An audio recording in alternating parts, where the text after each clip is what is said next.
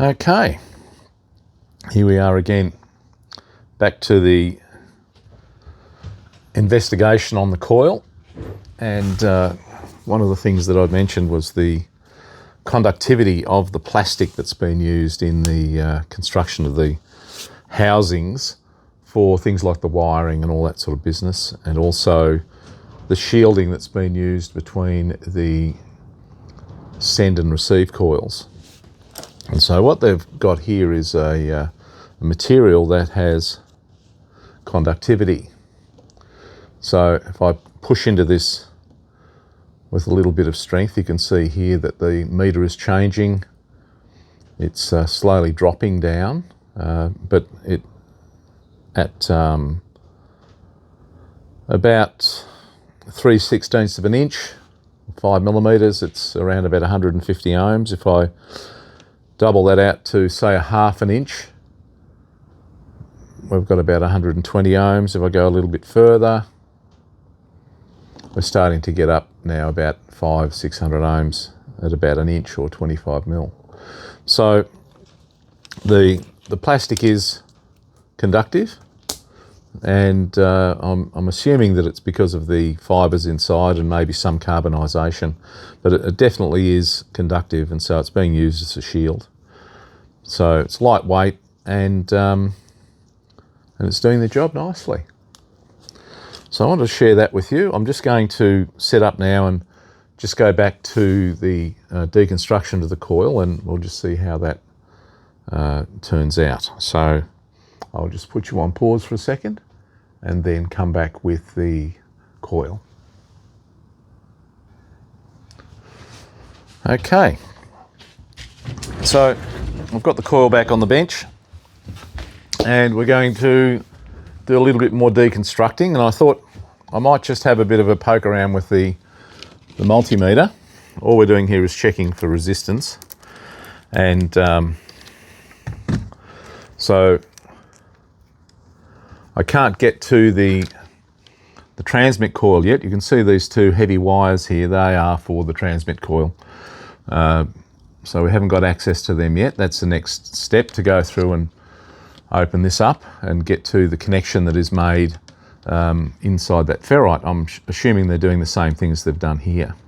But what we do have is access to the coil, the two coils, and I'm assuming that this little resistor here is a snubber resistor across the coil, and so it will appear across the connection of the coil here. So this coil is showing 3.1 ohms. Hang on, just I'll zero the meter.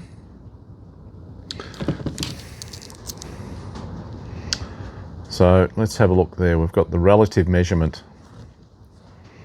I'll probably put that over the other side. I've just turned the camera around. I've been having it on the left-hand side, but I realised, being left-handed, I'm actually blocking the view of everything. So I'm just going to put this back to relative. So what it does when you use, this is a process meter. I've had this thing for probably 25 years, and pardon me, it allows you to cancel out the resistance of the leads in relative mode, or I might be monitoring something along the way and I want to zero it back to a point. Here we go, 3 ohms on one coil,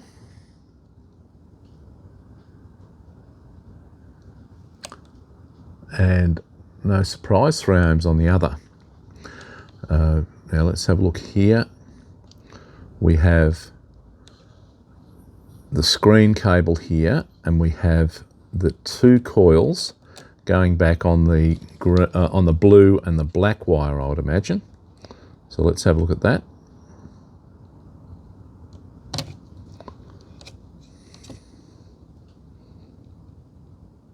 Let's see if we can get a connection onto that. That's showing open. Let's see what they've got going on here.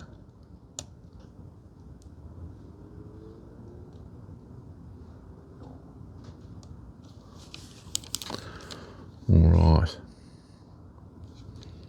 So I'm not getting a connection here yet. Nothing. Nothing. Oh, here we go. There's the combination. So the screen, this the red screen here, that's being used for the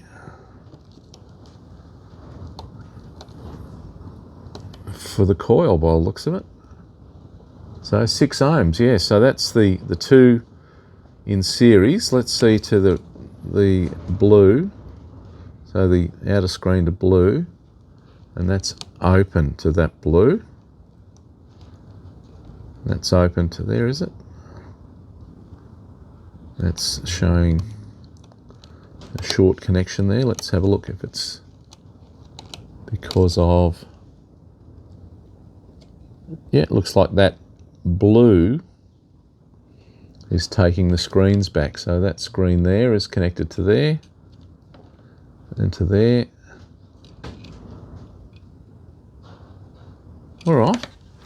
Okay, well, so we found out one thing. These coils here are hooked in series, and so we're getting the combination of the two here. We've got 3 ohms on this coil, 3 ohms on this coil, and when I measure between the red screen here and the black, we're getting 6 ohms, which I can only assume is the combination of both of them. Now the little resistor or whatever it is here, let's see what this is.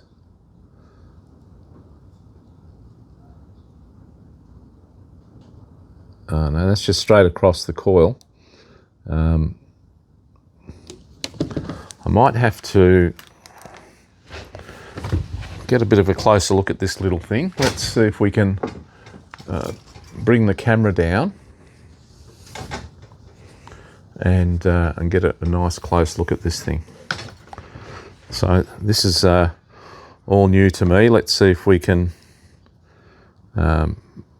get a zoom in. So this, it only allows a two power zoom on this camera.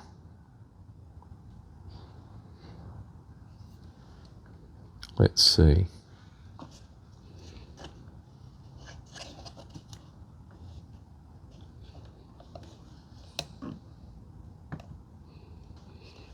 Get my big fat finger out the way. Let's see if we can find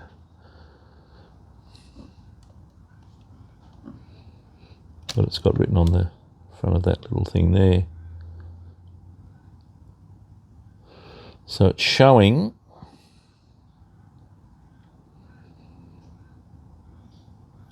it says R1 and R2, and it's showing,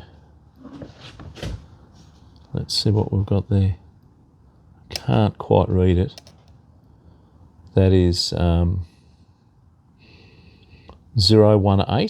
maybe.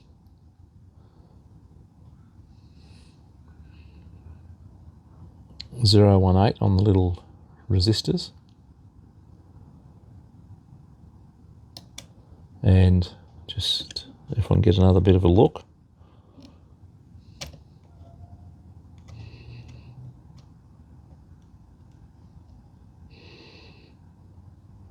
All right.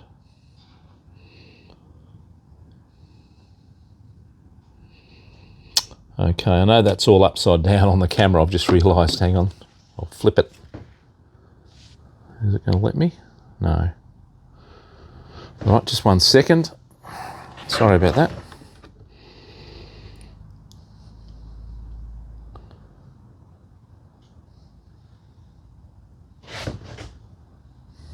There we go. That's better. That's the right way up at least.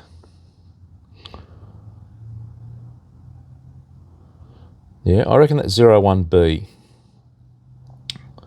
So once I desolder the coils, I'll label each of these wires before I take it off, and once the board is free of all of its connecting wires, I'll be able to then measure these resistors properly. I'll also have a look. I haven't worked with SMD much. I've only really worked with the bigger components, working from heavy industrial background, so we didn't have a lot of this SMD stuff on repairable equipment, let me say that. So I'll measure these and make sure I've got the values right, and then once we've got an idea of the actual configuration of the coils, we'll go ahead and make some assumptions about how this thing's all hooked up. All right, just 1 second.